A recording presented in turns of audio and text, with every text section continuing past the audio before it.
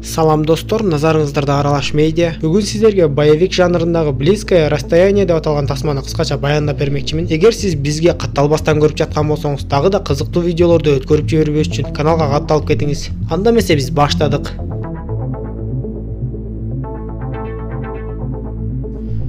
Тасма Колтон Макриди аттуу каарманыбыздын кайсы бир имаратка кирип келиши менен башталат. Текшерүүдөн өткөндөн кийин лифтке түшкөн эки адамдын аркасынан кирип келгенге жетишет. Лифт жогору көздөйгө көтөрүлө баштап, бир кезде Макриди ал жердеги эки адамды бат эле арыдан бери тындым кылып лифттен чыгат. Маңдайында бейгапар отурган кароолчулардын дароо эле биринин артынан бирин сулаткан соң бир бөлмөгө кирип барып, аларды дагы айбуйга келтирбей эле куртокмокко алып, ал жерде отурган башчысына бир кыздын сүрөтүн алып чыгып көргөзөт. Ал кыздын бир бөлмөдө камалып турганын билгенден кийин ошол жака алып барып жанагы адамдын мойнундагы ачкычын жулуп алат. Эшикти ачып ичкерге кирип барып жанагы кыздын байланып турганын көрөт. Ушул жерден биз ал кыздын аты Элли жана ал Макридинин жээни экенин билебиз. Андан соң Макриди жанагы адамды сыртка алып чыгып, дароо эле өлтүрүп салат. Сырттан кирип келген сакчыларды 2 секундка жеткирбей жайлап, Эллинин кишенделген колдорун бошотот. Бирок каарманыбыз ал жерде ачкыч менен бирге флешка бар экенин байкаган деле жок. Ошентип Эллини бошотуп ал жактан чыгып кетишти.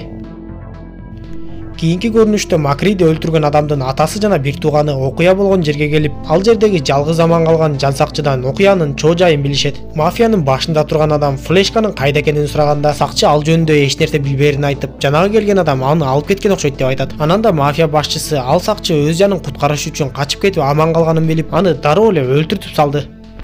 Көрсө Мексиканын кайсы бир аймагында кылмыштуулуктун тамыры кенен жайылып, жергиликтүү калкты дээрлик кримтөөлдөр башкарып калган экен. Бул аймакта жергиликтүү адамдардын баардыгы куралданып, бир гана жинди адам көчөгө куралы жок чыгышы мүмкүн. Макриди Эллини карындашына тапшырган соң, эми алар бизди тынч койбойт деп айтып, бул үйүңөрдү таштап башка жака көчүп кеткиле деп айтат. Бул кезде мафия башчысы жергиликтүү полициянын жетекчисине чалып, имараттын видео көзөмөлүнө түшүп калган Макридинин сүрөтүн жөнөтөт. Ал полицияга бул адам менин бир канча сакчыларымды жана баламды өлтүрүп кетти. Аны мага кармап бер, мен аны өз колум менен өлтүрөм деп айтат. Полиция жетекчиси Макридини таанырын айтып, биз мурун аскер кызматында чок иштегенбиз деп айтат. Ошентип мафия башчысынын сөзүн эки кылбай аткарган полиция жетекчиси дароо эле Макридини кармоого жөнөтөт. Бул кезде Макридинин карындашы жана анын кызы ал жерден биротоло көчүп кетүүгө камынып жатышкан.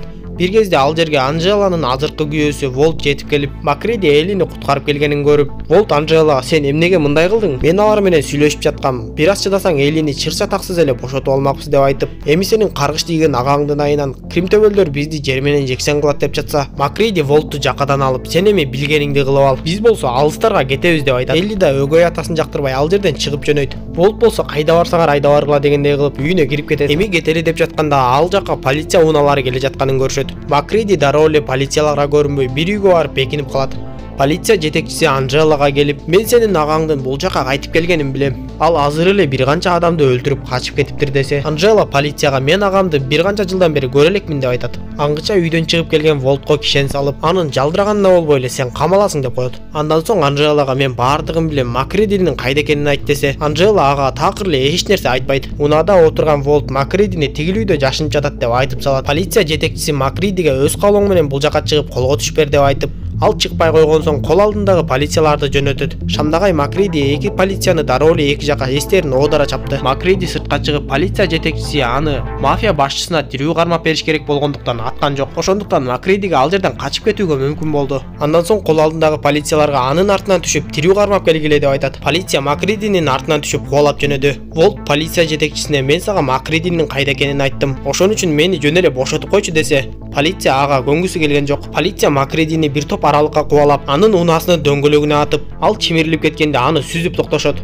Ошол замат эле унадан чыгып Макридини таппай, анын качып баратканын көрүшөт. Ал аңгыча Анжеланын үйүнө полиция жетекчисинин кабары менен кримтөбөлдөр да жетип келип калышты. Полиция жетекчиси менин эки адамым анын артынан кетишти десе, мафия башчысы менин сакчыларымды өлтүргөн адам сенин полицияларыңды оңой эле жайлайт деп айтып, алардын аркасынан баласын жөнөтөт. Мафия башчысы Волттон флешканын кайда экенин сурайт. Эч нерсени түшүнбөгөн Волт билбейм деп жооп берсе, мафия башчысы аны дароо эле ошол жерден атып салды. Флешканын Макридиде экенин түшүнгөн мафия башчысы Анжела менен Эллини туткун катары кармады. Кримтөөлдөр полиция унаасынын жанына келип, андан ары Макридини издеп жөнөштү. Макриди полициялар менен кармашып жатса, жанагы кримтөөлдөр келип полицияны башкылап эле аткылап өлтүрө башташты. Кримтөөл Макридиден бир гана флешка керек экенин айтканда, Макриди эми гана ачкыч менен бирге жүргөн флешканы байкады окшойт. Ал кримтөөлдөрдөн аман калган полицияны коргогонго аракет кылып, бирок полиция ок тийип көз жумат.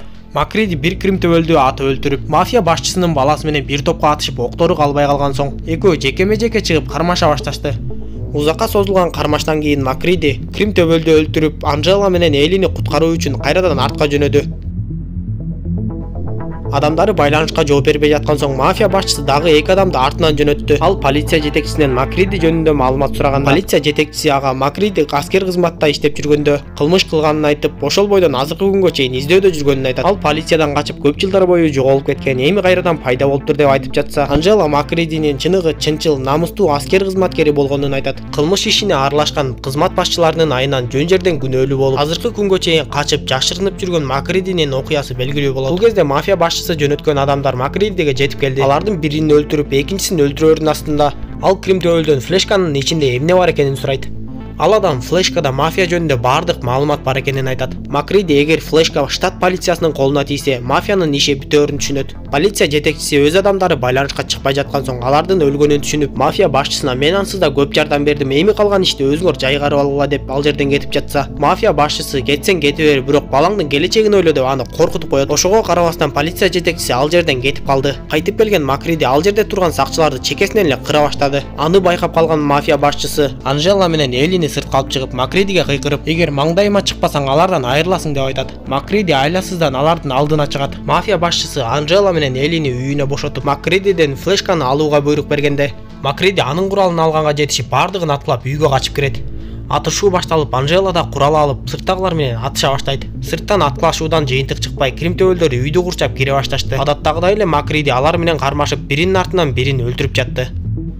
Элли штат полициясына чалып болгон окуяны айтып жардам чакырат. Жергиликтүү полиция жетекчисине штат полициясынан байланышка чыгышып, болуп жаткан окуядан кабар беришсе, полиция жетекчиси эч нерсе билбеген киши болуп калат. Штат полициясынан атайын жардам чыкканын билгенден кийин, полиция жетекчисинин айласы кете баштайт. Макриди Крим төбөлдөрдүн бир тобун жайлагандан кийин, мафия башчысынын 5-6 эле сакчысы калды. Алар үйгө кирүүнүн аракетин кылып жатканда, Анжела менен Эли үйдүн аркасынан качып кетүүгө үлгүрдү. Бул кезде полиция жетекчиси да куралын алып, окуя болуп жаткан жака жөнөдү. Макриди Анжела менен Элинин качып кетиши үчүн Крим төбөлдөрдү алаксытып, үйдүн ичинен атышып жатты. Анжела менен Эли сарайга келип, мотоциклди оталдырууга аракет кылышты. Канткен күндө да мафия башчысы аларды оңойлук менен кой берип жибербестен, алардын артынан келип кармап калды. Мафия башчысы аларды кайрадан туткундамакчы болгондо, полиция жетекчиси аны атып өлтүрөт. Бирок ал кайра эле негедир Анжела менен Элини кишендемекчи болду. Ошол кезде Крим төбөлдөрдүн баарын жайлап келген Макриди полицияны атып жиберди. Ал бронжилеттин жардамы менен аман калат. Ал кайрадан куралын алууга жетишпей, Макриди ага тандоо берет. Полиция жетекчиси же куралды же кишенди тандашы керек эле.